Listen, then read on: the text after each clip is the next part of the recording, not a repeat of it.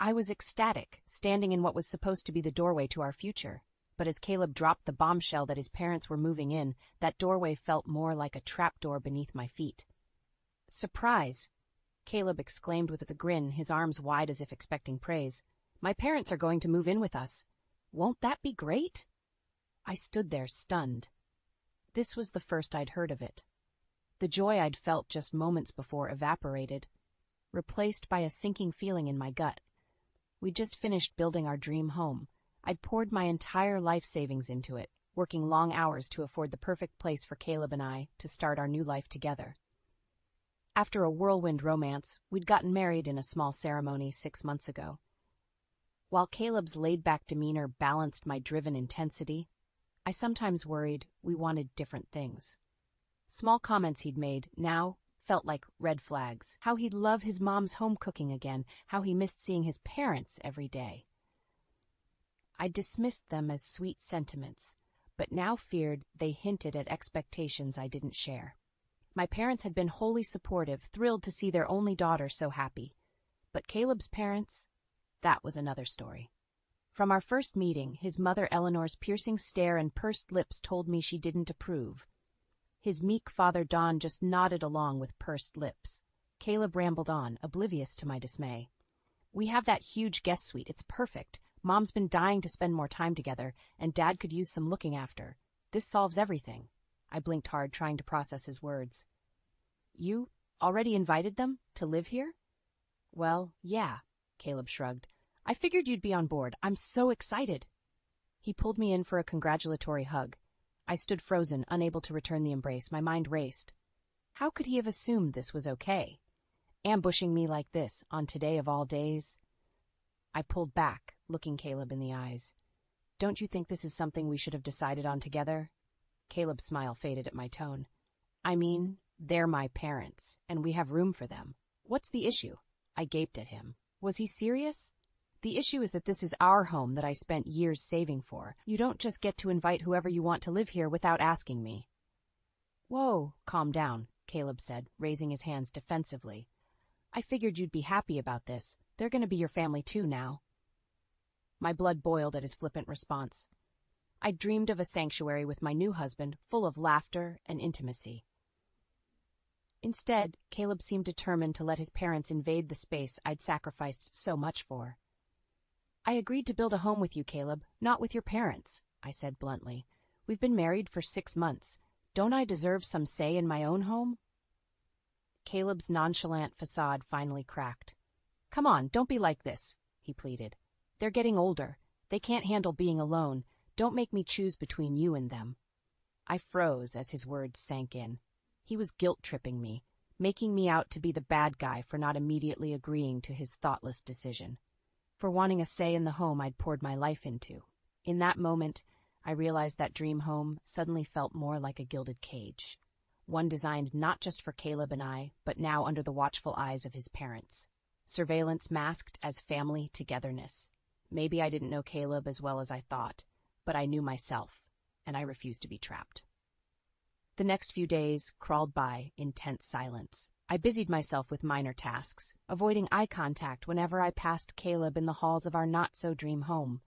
The joy I'd felt moving in just weeks before had curdled into resentment. I knew Caleb's parents would be arriving any day, invited without my consent to stay for who knows how long. The thought of Eleanor and Don invading my sanctuary made my skin crawl. But Caleb refused to discuss it further, shutting down any attempt I made to set boundaries. "Can we talk about this?" I asked as we washed dishes together one night. "I'm not comfortable with your parents staying indefinitely. Maybe we could compromise on a trial period first?" Caleb sighed, not meeting my eyes. "You're totally overreacting," he mumbled. "Just give them a chance. They're excited to help us get settled." I nearly shattered the plate I was scrubbing. Help us? More like control and criticize us if Eleanor had anything to do with it. Before I could respond, the doorbell rang. Caleb's face lit up. "They're here." He dried his hands and rushed to let them in. I followed slowly, heart sinking. There went my sanctuary. I heard Eleanor's shrill voice from the foyer. "Oh, what a unique little house this is. So modern. I could never live somewhere so cold and boxy, could you, Dawn?" Don just grunted in reply. My hands clenched. I designed every inch of this home after years of effort and research. I'd chosen the clean lines and contemporary style specifically. This was my dream, not theirs. Caleb and his parents came around the corner then. Eleanor frowned at my yoga pants and t-shirt. "Well, don't you look comfortable?" she said with a thin smile. Caleb shot me a warning look. I forced a pleasant tone. "Welcome. We're still unpacking, so please excuse the mess."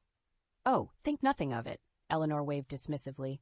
"We're family now, after all. No need for formalities." I highly doubted she actually felt that way. I turned to Caleb, avoiding Eleanor's judgmental gaze. "Why don't you show them to the guest suite so they can settle in?" Caleb led them down the hall, Eleanor critiquing the barren, neutral decor along the way. As their voices faded, I slumped against the wall and took a deep breath. This was only day one. Surely I could make it work somehow. Caleb was my husband, and they were his parents. Over the next few days, that optimism crumbled. Eleanor criticized everything, from my avant-garde interior design to my immodest lounge clothes to my exotic cooking. Don trailed after her, not saying much, but occasionally chiming in with his own disparaging remark. They commandeered the kitchen, taking over meal times. They helped themselves to anything in the fridge. They left messes without cleaning up. The structured routine Caleb and I had started establishing was utterly disrupted. My attempts to discuss boundaries only led to arguments. Caleb accused me of shirking my wifely duties of keeping his parents happy. He dismissed my feelings, saying I just needed time to warm up to them. The final straw came late one night when I overheard hushed voices in the kitchen. I crept closer, realizing it was Caleb and his parents. "You need to get her under control," Eleanor said sharply. "She has no respect for family." Caleb sighed. "I'm trying, Mom. This move was supposed to help her fall in line. She resisted at first, but I think she's coming around." I reeled, mouth falling open in shock. Fall in line? This had been their plan all along, to manipulate me into total compliance through this forced living situation. Rage roared through me. I had to take back control, starting by kicking these toxic leeches out of my home. The next morning, I woke up feeling like a pressure cooker about to blow. After what I'd overheard, any shred of optimism I had about making this work had vanished. I found Caleb in the kitchen and steeled myself. "We need to talk. Now." Caleb frowned, glancing around. "Keep your voice down. My parents are still sleeping." I crossed my arms. "Fine, but we're having this discussion." I led him out to the back deck and took a deep breath. "This isn't working. You need to tell your parents they have to move out." Caleb's eyes widened. "Are you crazy? They just got here. You can't just kick them out." My anger swelled. "This is my house that I paid for, and if I don't want them here, they can't stay." Caleb stepped closer, looming over me. "You're being ridiculous. They're family now, whether you like it or not." I refused to be intimidated. They have treated me horribly since the moment they arrived, criticizing my home, my clothes, my cooking. "Nothing is good enough for your Royal Highness Eleanor," I snapped. Caleb scowled. "You're exaggerating. They're just trying to help you be a better wife and homemaker. I thought you'd appreciate the advice." I gaped at him. "Help me? They've destroyed our home dynamic and undermined me at every turn." Before Caleb could argue further, we heard the back door slide open. Speak of the devil, it was Eleanor. "There you are," she said to Caleb, ignoring me completely. "Your father needs help programming the TV remote. This modern technology is so needlessly complicated." Caleb shot me a warning look. "I'll be right there, Mom." Eleanor nodded, then wrinkled her nose at me. "Oh, Jenna, dear, you look so unkempt this morning. Didn't you have time to put yourself together?" I was still in pajamas with messy hair at 11 a.m. on a Saturday. Not that I owed her any explanation about my choices in my own home. I forced a smile. "Just focused on some other priorities first. Please excuse my appearance." She shook her head. "A wife should always present herself properly. Don't you agree, Caleb?" "Of course, Mom," Caleb replied. My fists clenched. I wanted to scream. After Caleb left with her, I took some deep breaths. Then I heard noises from down the hall. They were rifling through my office. I rushed over to find Eleanor sitting at my desk, Don digging through my filing cabinet. "What are you doing?" I demanded. They looked up, startled. "Oh, we were just looking for the takeout menus so we could order lunch," Eleanor said casually. I strode over and slammed the filing cabinet shut, barely missing Don's fingers. "Get out!" My voice was ice. Eleanor's eyes narrowed. "Now, that's no way to speak to your in-laws. We were simply—" "I said, get out!" I shouted. "This is my office, my private space. You have no right to go through my things without permission." They scurried out, grumbling under their breaths about my shrill tone and disrespect. As they left, I caught a glimpse of a paper on my desk, my bank statement. Boiling rage flooded me. They had been snooping through my financial records. These toxic, manipulative leeches had to go. Today. I had tried reason, compromise, patience. None of it mattered. They believed I was an obstacle in their plan to control Caleb and get their claws further into my life. Well, they had no idea who they were dealing with. I was done being nice. I would do whatever it took to cut them out of my home and my marriage for good.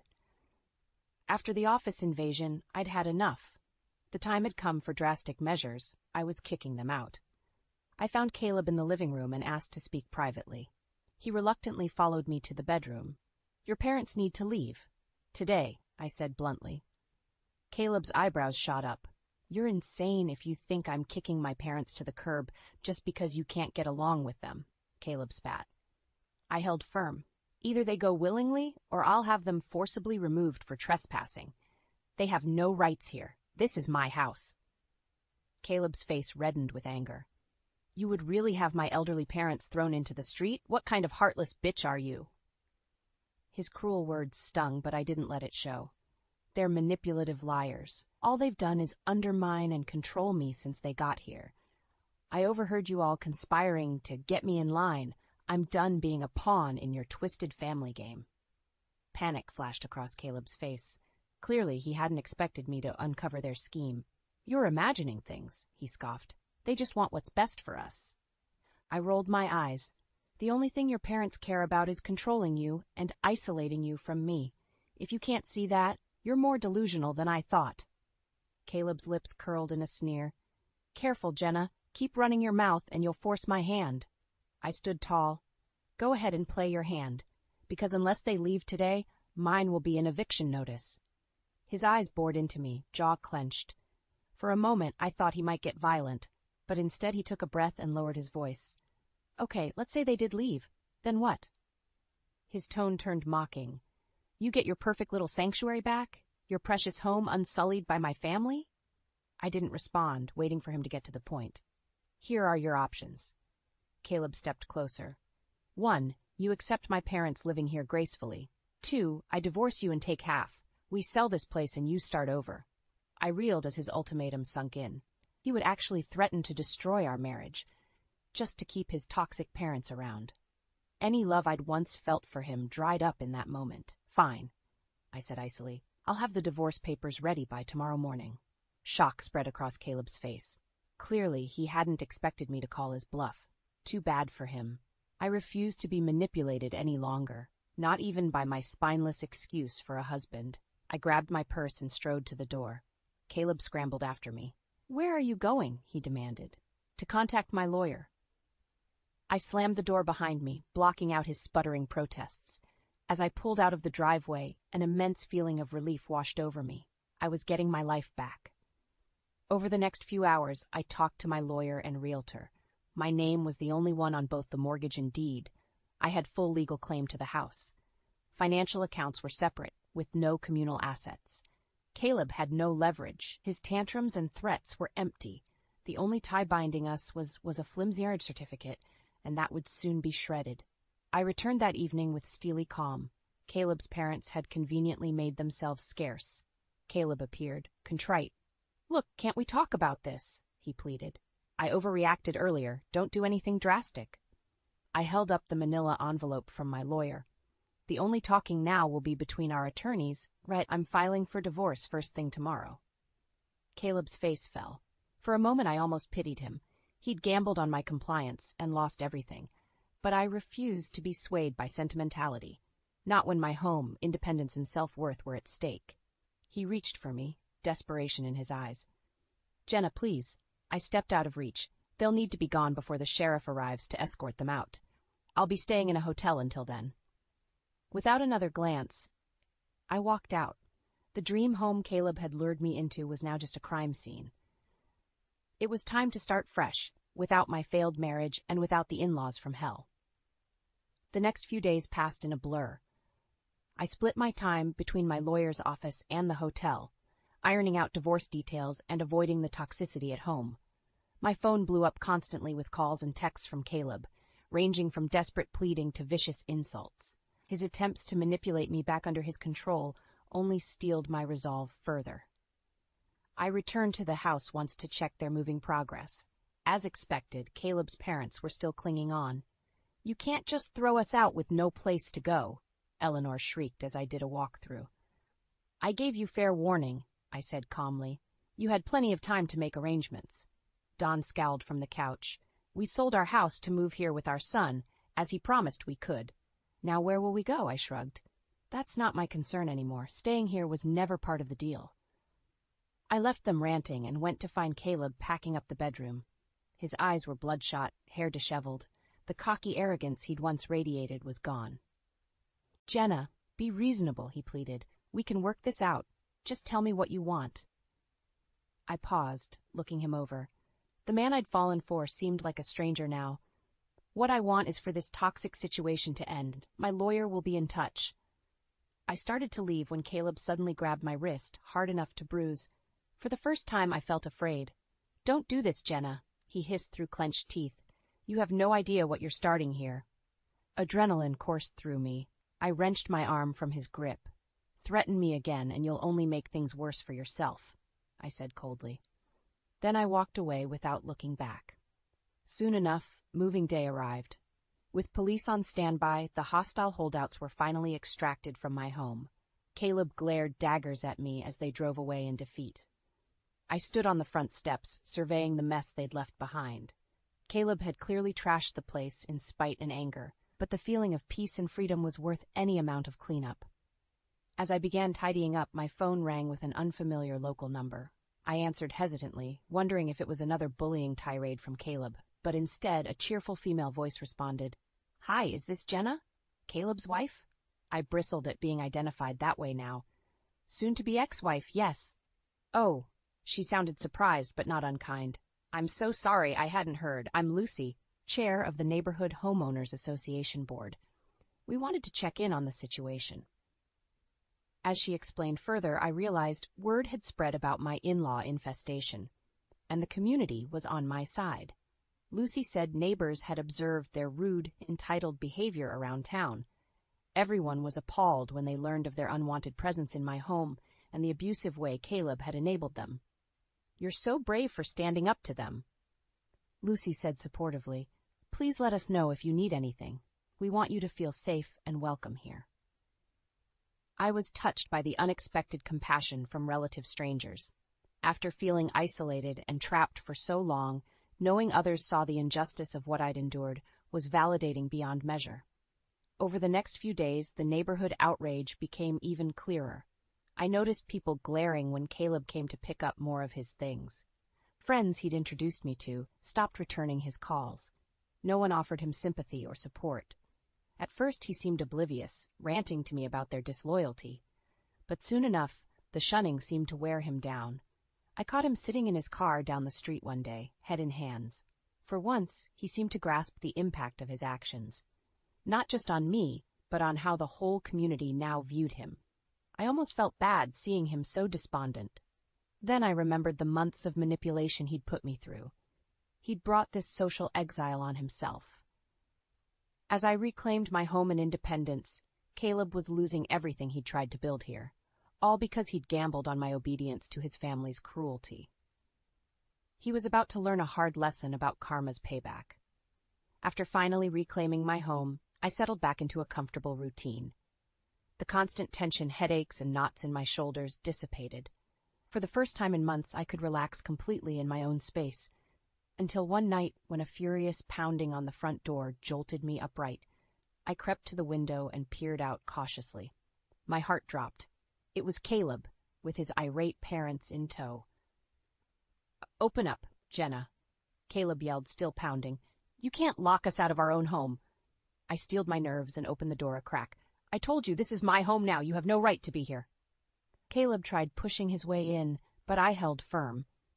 Eleanor clicked her tongue disapprovingly over my shoulder. "Don't be petty, Jenna," she scolded. "We left some things behind. Let us in to collect them." I shook my head. "I'll have them delivered to you. Now please leave before I call the police." Caleb snarled, shoving hard against the door. I couldn't hold him back. They streamed in as I stumbled back. "You can't keep me from my own house," Caleb shouted, getting in my face. "We had an agreement, remember? My parents live here or no marriage." Heart pounding, I stood up straighter. I refused to cower in my own domain. "The agreement is void now that we're getting divorced," I said firmly. "And I have full legal rights to this property. So I'm telling you one last time, get out of my house." Eleanor waved a dismissive hand. "You young people and your melodrama. You'll come to your senses eventually. Now step aside and let us by." They tried pushing past me towards the bedrooms. Adrenaline flooded my veins. I wasn't about to surrender control again. In one swift motion, I pulled out my phone and hit the panic button app linked to the security system, triggering the blaring alarm. Caleb and his parents clamped their hands over their ears, shouting in protest. I seized the moment of distraction to corral them back towards the entryway. Just then, flashing blue and red lights appeared outside as police vehicles pulled up, alerted by the alarm. The commotion must have also drawn the neighbors' attention, as heads started poking out of windows and doors down the street. 2 officers approached with stern expressions. "We received a panic alert from this residence. Is there a problem here?" Caleb tried to respond, but I stepped forward first. "Yes, officers, I need your help. My soon-to-be ex-husband and in-laws are trespassing after I've asked them multiple times to leave." I showed them the divorce paperwork and restraining order application. The officers nodded in understanding. "You 3 need to come with us," they said to my stunned intruders. Caleb protested loudly about it being his house, too, as they escorted the defiant trio out. Before the door closed, Eleanor shot me a chilling stare. "You'll regret this," she hissed. I stood in the doorway, heart pounding with adrenaline, but I held her gaze steadily. I wasn't about to show fear or weakness now, not after everything I'd overcome. This was my home, my sanctuary, and I would defend it against anyone seeking to control or destroy it. Or me. As the police cars pulled away, I turned to see my neighbors congregating, offering smiles and thumbs up. Lucy even raised her glass in a mock toast before heading back inside. For the second time, I'd faced down my tormentors. But this victory was even sweeter, knowing my neighbors had my back. I shut the front door, leaving the chaos outside. The police could handle Caleb and his parents now. I'd take back command of my inner peace. After all, karma had my side. And her payback wasn't finished yet. In the weeks after the showdown, I anxiously awaited retaliation from Caleb and his parents. But instead, what I heard surprised me. Rumors spread that Eleanor and Don had been rejected by every senior living facility they applied to, due to past behavioral issues. Forced to move far from family, they were isolated and miserable. Caleb's graphic design business began struggling too. Former clients pulled projects and refused to give referrals. His social media pages were flooded with scathing comments about how he'd mistreated me. Part of me felt bad as they faced the consequences of their actions. No matter how cruel they'd been, I hadn't wished such misfortune on them. But I also recognized this was their own karma, coming full circle. They'd tried manipulating me in my own home. Now they were the ones feeling powerless and adrift. Oddly, I found myself almost missing the daily drama and confrontation. The empty stillness of the house without Caleb was jarring. Building something from scratch had sounded energizing at first. Now the unknown path ahead seemed daunting. An unexpected knock at the door pulled me from my thoughts one quiet evening. I peered out cautiously. It was Lucy from the HOA. "Hey, Jenna, glad I caught you," she said warmly. "The neighborhood ladies were hoping you could come to our book club next week. We'd love to have you join us." I was touched by the gesture. "That's so kind of you. I'd love to come." As we chatted, Lucy gave me an update on the Caleb situation. She was on the HOA board for their new community as well, which had promptly evicted them after yet another dramatic run-in with security. I shook my head. Even completely uprooted, they hadn't changed their ways. At least I knew I'd made the right decision removing their toxicity from my life. Lucy and I soon fell into easy conversation. I realized how starved I'd been for friendship. I'd spent so long isolated, just trying to survive. Eventually, talk turned to my plans for the future. Lucy's eyes lit up as I hesitantly mentioned wanting to start a support group for women escaping toxic or abusive relationships. "Jenna, that's an amazing idea. You could help so many people who feel alone like you did," she said enthusiastically. Her encouragement filled me with renewed purpose. I dreamed of a sanctuary where people supported each other, not competed or controlled. Now I could create that myself. When book club night arrived, I entered Lucy's home with nervous anticipation. But the ladies welcomed me warmly, treating me as one of their own immediately. As we discussed the novel, one woman confided about leaving her critical, dismissive husband. Another described setting boundaries against intrusive in-laws. Their stories resonated all too well. Then they turned to me, listening intently as I shared a brief version of my own saga. The compassion and solidarity in their responses overwhelmed me. These virtual strangers had shown me more care and respect in one evening than Caleb's family had in months. I realized this must be what true community felt like. In that moment, my vision for the support group crystallized. I could channel my painful experience into helping build connections and strength. After book club, Lucy walked me out. "You're always welcome here," she said, squeezing my shoulder. I thanked her, wiping away a stray tear. Then I took a deep breath of the cool night air. For the first time in forever, it felt like home. Seasons changed, and life settled into a comfortable rhythm. My support group flourished, becoming a refuge for people healing from toxic relationships. Members celebrated victories, offered empathy for setbacks, and found strength in shared wisdom. Watching them bloom gave me a profound sense of purpose. I was determined to nurture this community so that no one else had to face hardship alone. With Caleb and his parents fading into a distant nightmare, I felt ready to start fresh. Lucy set me up on a few dates, which helped me remember laughter and romance. One night after a meetup with Andrew, a charming accountant, I came home to find Caleb sitting on my front steps. I froze, old anxieties flooding back at the sight of him. He stood up slowly, hands raised in a conciliatory gesture. "Hey, Jenna, I just wanted to talk, clear the air." Every instinct told me to turn him away, but he looked so haggard and defeated. I decided to at least hear him out. I crossed my arms. "Say what you came here to say." Caleb shuffled his feet, avoiding eye contact. "I messed up. I know that now. I was selfish and blind, and you have every right to hate me." His raw honesty surprised me. The old Caleb never would have admitted fault. "I let my parents manipulate me, and I tried doing the same to you." His voice broke. "You didn't deserve that. I'm so sorry." Part of me softened, seeing this remorseful, humbled man in place of the hostile stranger from before, but I couldn't erase the damage done. "You put me through hell," I said bluntly. "Your parents treated me horribly, and you enabled them. An apology doesn't change that." Caleb nodded, looking resigned. "You're absolutely right. I don't expect your forgiveness. I just hope someday you can find peace." He turned to leave. I thought of Andrew's warmth and support, the possibility of a partnership based on trust. A clean slate waited for me, but closure was needed first. "Caleb, wait," I called after him. He looked back, wary but hopeful. I chose my words carefully. "I appreciate you taking accountability, and I wish you well, but our paths diverged long ago."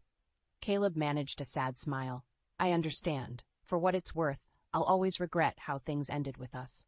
Thank you for hearing me out." As I watched him drive away, an astonishing sense of calm washed over me. That painful chapter had finally closed. Later at book club, I told the ladies about Caleb's apology. They congratulated me on finding closure while still upholding my boundaries. "You're free of that mess for good now," Lucy said, raising her wine glass. The others cheered in agreement. Their solidarity never failed to lift me up. I realized then that the home I'd tried creating with Caleb had been an illusion. My true home was here, among these people who embraced me fully. Over time, Caleb faded to a distant memory. Meanwhile, Andrew and I grew closer, bonding over long talks, easy affection, and my awful attempts at cooking. One night, as we cuddled watching TV, Andrew gestured around my cozy living room. "You've made such a beautiful home," he said. I squeezed his hand, smiling contentedly.